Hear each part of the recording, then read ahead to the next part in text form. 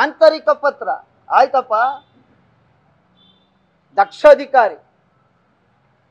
ಮತ್ತೆ ಎಲ್ಲಿ ಚಮಚಾಗಿರಿ ಮಾಡಿ 11 ವರ್ಷದಿಂದ ಇಲ್ಲಿ ಇರೋದು ನೀವು? ಯಾರು ನಿಮ್ಮನ್ನು ಉಳಿಸ್ತವ್ರು? ಯಾಕೆ ಹೋಗ್ಲಿಲ್ಲ ವಾಪಸ್? ನನಗೆ ಆಸ್ಮಾ, ನನಗೆ ಅಲ್ಲಿ ಒಗ್ಗಲ್ಲ, ಇಲ್ಲಿದ್ದೀರಲ್ಲ ಇದನ್ನ ಹೇಳಕ್ಕ? ಅದರಿಂದ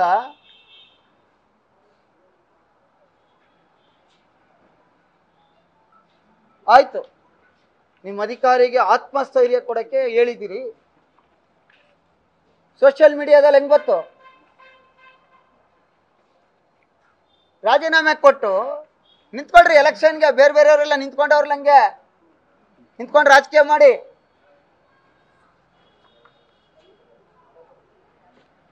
ಕರ್ನಾಟಕದ 8 ಕೋಟಿ ಜನ ಕಟ್ತಾ ಇದಾರಲ್ಲ ಟ್ಯಾಕ್ಸ್, ಆ ಹಣದಲ್ಲಿ ತಿಂತಾ ಇರೋದು ಅನ್ನ, ನಿಮ್ ಸಂಬಳ.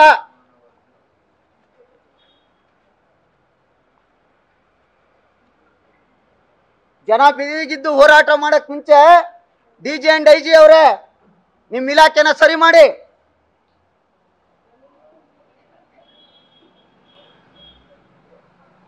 ಬಹಳಷ್ಟು ಅಸಹ್ಯ ಅನಿಸ್ತದೆ.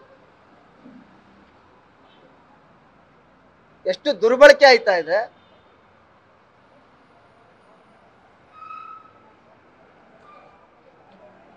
ಒಬ್ಬ ಇನ್ಸ್ಪೆಕ್ಟರ್ ಕೊಡ್ತಾನೆ ಕಂಪ್ಲೇಂಟ್, ಕಿಶೋರ್ ಕುಮಾರ್ ಅಂತ, ಇವ್ರ ಮೇಲೆ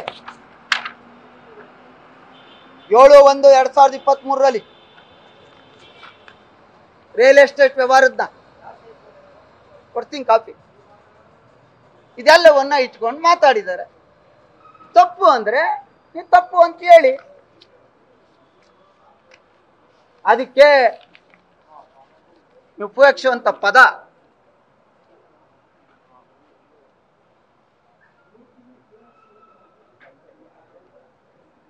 ಇದ್ರ ಹಿಂದೆ ಯಾರು ಇದ್ರೆ ನಮ್ಮ ಸ್ನೇಹಿತರುಗಳು ದಯವಿಟ್ಟು ಅರ್ಥ ಮಾಡ್ಕೊಳ್ಳಿ. ಕರ್ನಾಟಕನ ಈ ಸ್ಥಿತಿಗೆ ತರಬೇಡಿ. ತೊಗಲಕ್ ದರ್ಬಾರ್ ಅಲ್ಲ ಇದು. History returns back. ಬಹಳ ದಿನ ಉಳಿಯಲ್ಲ.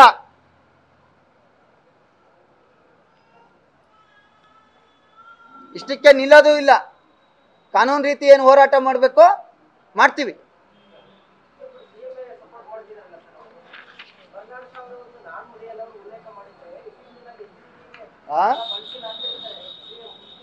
ಏನೋ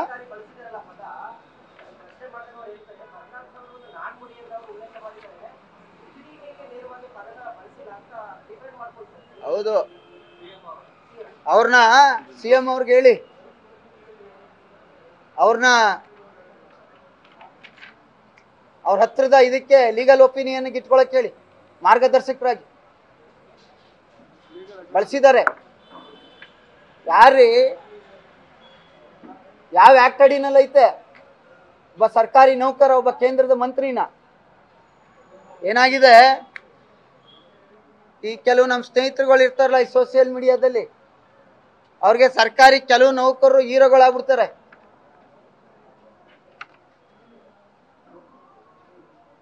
ಪಿಕ್ಚರ್ ತೆಗೆದು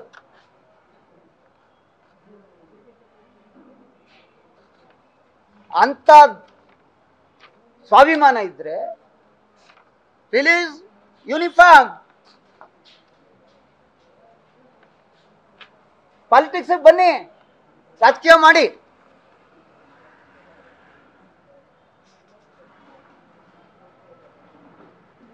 ತಿನ್ನೋದು ಸಾರ್ವಜನಿಕರ ಟ್ಯಾಕ್ಸ್ ನ, ಕರ್ನಾಟಕದ ಹಣ. ಕಾನ್ಶಿಯಸ್ ಬೇಡ.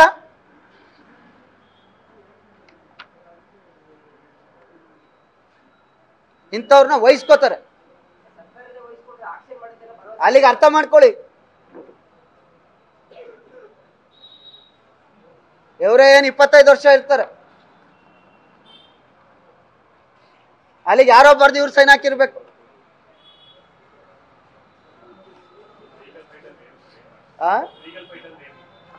ಸರ್, ಇದಕ್ಕೆ ಒಂದು ಡೆಫಾರ್ಮೇಶನ್ ಇರ್ತದೆ, ಇನ್ನೊಂದು ಹಿಂದೆ ಒಂದ್ಸಾರಿ ಇದೇ ಚೀಫ್ ಸೆಕ್ರೆಟರಿ ಅವರು ಒಂದು ಆದೇಶ ಇಶ್ಯೂ ಮಾಡಿದ್ದಾರೆ, ನನ್ನ ಇದರಲ್ಲೇ ಯಾರು ಕೂಡ ಮೀಡಿಯಾ ಸೋಷಿಯಲ್ ಮೀಡಿಯಾ ಹೋಗಬಾರ್ದು, ಅವರ C&Rಲು ಇದೆ.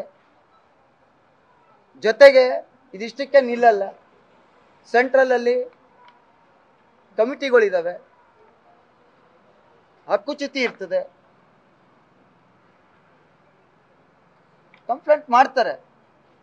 ಆದರೆ ದುರ್ದೈವ ಎಲ್ಲಿವರೆಗೆ ಬಂತು? ಅಲ್ಲಿಗೆ ಕುಮಾರಸ್ವಾಮಿ ಅವ್ರನ್ನ ಮಾತಾಡೋಕ್ಕೆ ನಿಮ್ಮ ಕೈಲಾಗಲ್ವಾ? ನಿಮ್ಮ ಲೀಡರ್ಗಳ ಕೈಲಾಗಲ್ಲ.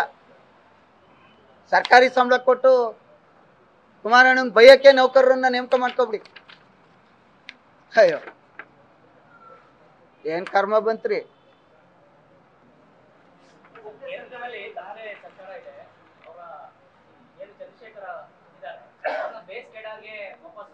ಸರ್, ಕಾನೂನು ಪ್ರಕಾರ ಏನೇನ್ ಮಾಡಬೇಕು ಆಗುತ್ತೆ. ಈಗ ಕ್ರಮ ಆಗದ್ ಬೇರೆ, ಮನಸ್ಸಾಕ್ಷಿ ಬೇಕಲ್ಲ. ಅಥವಾ ಅವ್ರನ್ನ ಕೆಟ್ಟ ಪದ ಬಳಸಿದ್ರೆ ಅಥವಾ ಏನೇನು ರೆಕಾರ್ಡ್ಸ್ ಇದ್ದಾವೆ ಅದ್ರ ಮೇಲೆ ಅಪ್ರಾಮಾಣಿಕರು ಅಂತ ಹೇಳಿದ್ದಾರೆ.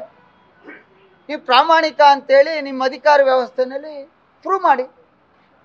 ಆದರೆ ನೀವು ಮೇಲ್ನೋಟಕ್ಕೆ ನೀವು ಪ್ರಾಮಾಣಿಕರೇ ಆಗಿದ್ದರೆ ನೀವೆಲ್ಲಿ ಸೆಲೆಕ್ಟ್ ಆಗಿದ್ರಿ, ಸೆಲೆಕ್ಷನ್ ಎಲ್ಲಿಗಾಗಿತ್ತು, 5 ವರ್ಷ ಆದ್ಮೇಲೆ ಅಲ್ಲಿಗೆ ಹೋಗ್ಬೇಕಿತ್ತು.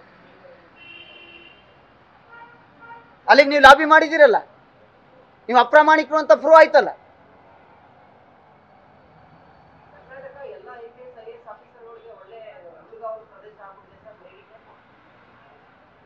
ಪ್ರಾಮಾಣಿಕರು ಇದ್ದಾರೆ. ಯಾಕೆ ನಾವು ಹಿಂದೆ ನೋಡಿಲ್ವಾ? ವಿಜಯ್ ಭಾಸ್ಕರ್ ಇದ್ರು, ಮೈಸೂರಲ್ಲೇ ಶಿಖಾ ಅವರು ಇದ್ರು, ಸೆಲ್ವ ಕುಮಾರ್ ಇದ್ರು, ಒಳ್ಳೊಳ್ಳೆ ಆಫೀಸರ್ಸ್ ಬಹಳಷ್ಟು ಜನ ಇದ್ದಾರೆ. KASಲು ಇದ್ದಾರೆ, IASಲು ಇದ್ದಾರೆ, IPSಲು ಇದ್ದಾರೆ. ಇದು ಸರ್ಕಾರಿ ಗ್ರೂಪ್ 4ಅಲ್ಲೂ ಇದ್ದಾರೆ. ಪ್ರಾಮಾಣಿಕರು ಬಹಳಷ್ಟು ಜನ ಇದ್ದಾರೆ. ಇಂಥ ಮೇಯವರಿಂದ ಎಲ್ರಿಗೂ ಕೆಟ್ಟ ಹೆಸರು.